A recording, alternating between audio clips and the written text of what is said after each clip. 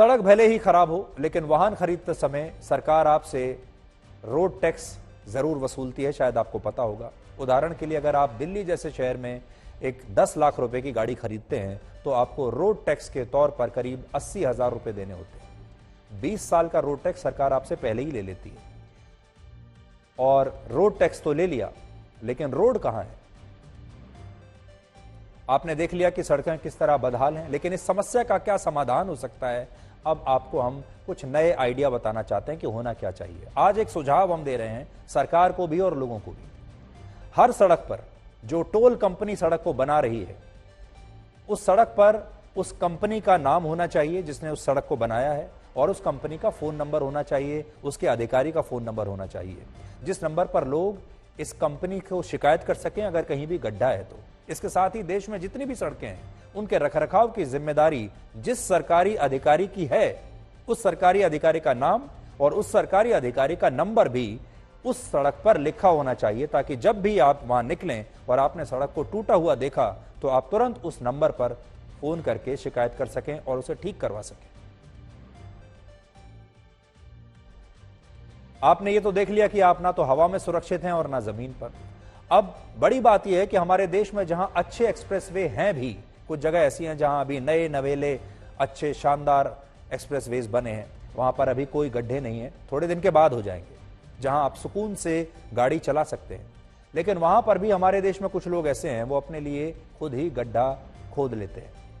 मतलब वो ऐसे आधुनिक एक्सप्रेसवेज पर गाड़ी नहीं बल्कि हवाई जहाज चलाना चाहते हैं।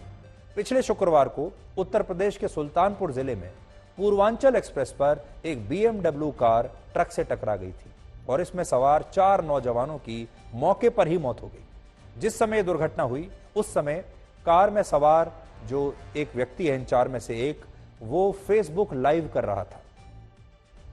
वो 100 की गति से दौड़ रही कार को 300 किलोमीटर प्रति घंटे की स्पीड से दौड़ाना चाहते थे। उन्होंने लक्ष्य रखा था कि 300 किलोमीटर की स्पीड को टच करेंगे। और अभी जो आप तस्वीर देख रहे हैं, ये तस्वीरें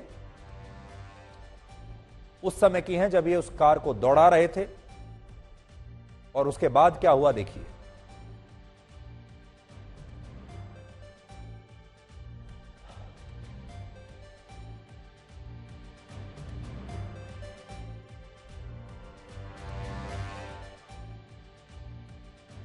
300 की स्पीड को ये टच करना चाहते थे। 230 किलोमीटर प्रति घंटे की गति से ये कार दौड़ रही थी और तब ये इस ट्रक से टकराई, और क्या हाल हुआ ये आपके सामने है।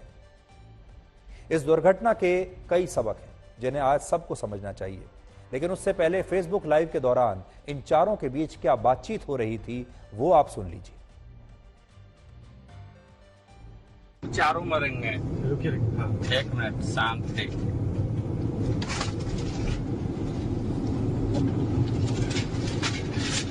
अब देखिए ले लिया है, शांति रहो। हाँ शांति है, शांति रहो तभी चला पाएंगे ना। गाना चला देते हैं। गाने नहीं गाने ना, ऐसे नहीं चलेगा, ऐसे चल भी नहीं करेगा। चल जाएगा हमारा आगे कनेक्ट करना मोबाइल लो, स्ट्रेट मिलेगा तभी चला पाएंगे। हाँ तो मोबाइल तो कनेक्ट कर दे। रुक जो तो मोबाइल कनेक्ट करना, स्ट्रेट कीजिएगा, दूर रहना। स्पीड आ रहा है ना? आ रहा है, अभी आ गया है 300 आ गया है, 130 है, इसके लिए भी तो 200 पार करना है। स्पीड में 300 पहुंचा देगा ठिकाना पे। खाली कनेक्ट तो कर। सीट बेल्ट लगा लीजिए जी, सीट बेल्ट लगा दीजिए, अपना भी सीट बेल्ट लगा लीजिए। लंबा दिखेगा तभी खींचेगा। आपने सुना, कार में सवार एक व्यक्ति स्पीड को 300 किलोमीटर से ज्यादा तक पहुंचाने को कह रहा है। जिस समय दुर्घटना हुई उस समय कार की रफ्तार 230 किलोमीटर प्रति घंटा के आसपास थी। दुर्घटना से पहले इन चारों में से किसी ने यह भी कहा कि चारों मरेंगे, और दुर्भाग्य से यही हुआ। लेकिन क्या यह घटना सिर्फ एक दुर्घटना है या सिर्फ एक दुर्भाग्य मानी जाएगी? आपने ये भी देखा होगा, हमारे देश में जब लोग सड़क दुर्घटनाओं में मारे जाते हैं तो उनके परिवार वाले ज्यादातर ये कहते हैं कि किस्मत ही खराब थी, ये दुर्भाग्य था। लेकिन ये दुर्भाग्य नहीं है, ये कहानी हमारे देश में तेजी से बन रहे शानदार हाईवेज पर अपनी कार को हवाई जहाज बनाने के इच्छुक लोगों के लिए एक बहुत बड़ा सबक है। पहला सबक ये कि पढ़ा लिखा होने और समझदार होने में फर्क है। दुर्घटना के समय आनंद प्रकाश नाम का जो व्यक्ति था वो गाड़ी चला रहा था और आनंद प्रकाश पेशे से एक डॉक्टर था। पढ़ाई लिखाई में तो कोई कमी नहीं है। उनके साथ बैठे दीपक कुमार इंजीनियर थे और दीपक ने ही फेसबुक लाइव शुरू किया। बाकी दोनों लोग भी संपन्न परिवारों के थे, पढ़े लिखे लोग थे। दूसरा सबक यह कि अपने अंदाज से नायक बनने का शौक अच्छी बात है, लेकिन नियम कानून को ताक पर रखकर जिंदगी से खेलना एक बहुत बड़ी मूर्खता है। कार की स्पीड बढ़ाते हुए फेसबुक लाइव पर लोगों को यह सब दिखाने का मतलब है कि चारों को दुनिया को यह जताना था कि वो कितने बहादुर हैं, वो कितने कूल हैं, वो कितने बड़े हीरो हैं। और वो ऐसा समझ रहे थे कि शायद हमारा समाज ऐसे ही लोगों को नायक मानता है।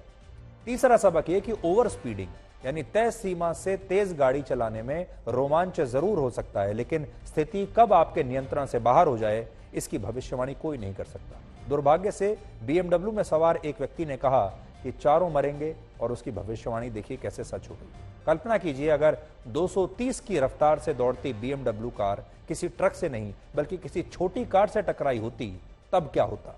उस छोटी कार में भी बैठने वाला कोई भी व्यक्ति शायद न बचता और उनकी कोई गलती नहीं। यानी आपके रोमांच के शौक के कारण दूसरों की जान भी जा सकती है और किसी की जान लेने का अधिकार आपको बिल्कुल नहीं है। चौथा सबक आपने कई बार साइन बोर्ड्स में पढ़ा होगा।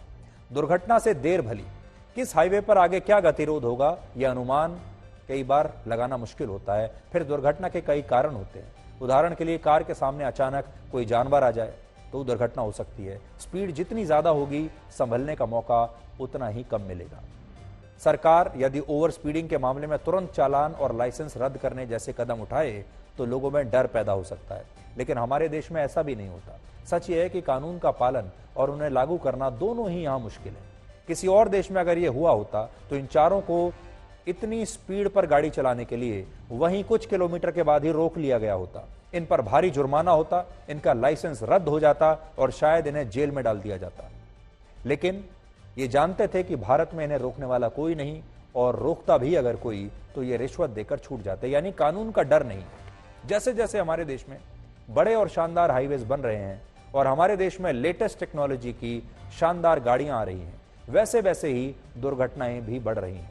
आपने ये देखा होगा कि हमारे देश में संपन्नता जैसे आ रही है, टेक्नोलॉजी आ रही है। हमने तीर्थ स्थानों पर हेलीकॉप्टर तो लगा दिए, लेकिन हेलीकॉप्टर सुरक्षित उड़ेंगे या नहीं ये हम तय नहीं कर पा रहे। हमने हाईवेज तो बना दिए, बड़ी बड़ी गाड़ियां भी हमारे देश के बाजारों में बिकने लगी, लेकिन उन गाड़ियों से सुरक्षित कैसे चलेंगे ये हम नहीं जानते। हमारे देश के लोगों को यह पता नहीं है कि इतने शानदार हाईवेज का इस्तेमाल कैसे करना है, इतनी शानदार गाड़ियों का इस्तेमाल कैसे करना है। अनुशासन नहीं है। वर्ष 2000 में सड़क दुर्घटनाओं में मरने वालों की संख्या लगभग 79,000 थी, जबकि अब हर साल औसतन 1.5 लाख लोग सड़क दुर्घटनाओं में मर रहे हैं। यानी टेक्नोलॉजी बेहतर हुई है, देश में इंफ्रास्ट्रक्चर भी बेहतर हुआ है, देश की सड़कें भी ज्यादा बनी है, ज्यादा एक्सप्रेसवे बन गए, ज्यादा हाईवेज बन गए, लेकिन दुर्घटनाएं भी उतनी ही ज्यादा हो रही हैं। ये जो टेक्नोलॉजी है, जो इंफ्रास्ट्रक्चर है, ये सुविधा के लिए बनाए जाते हैं, समय बचाने के लिए बनाए जाते हैं, जान गंवाने के लिए नहीं। लेकिन हमारे देश में हर बार यही होता है, जब भी हम नई टेक्नोलॉजी लाते हैं, नई सुविधाएं लाते हैं, नया इंफ्रास्ट्रक्चर लाते हैं, तो उसका दुरुपयोग उससे पहले ही शुरू हो जाता है। एक सबक यह भी है कि समाज में नियम और अनुशासन पर जागरूकता की बहुत कमी है, जिस पर ध्यान जरूर दिया जाना चाहिए।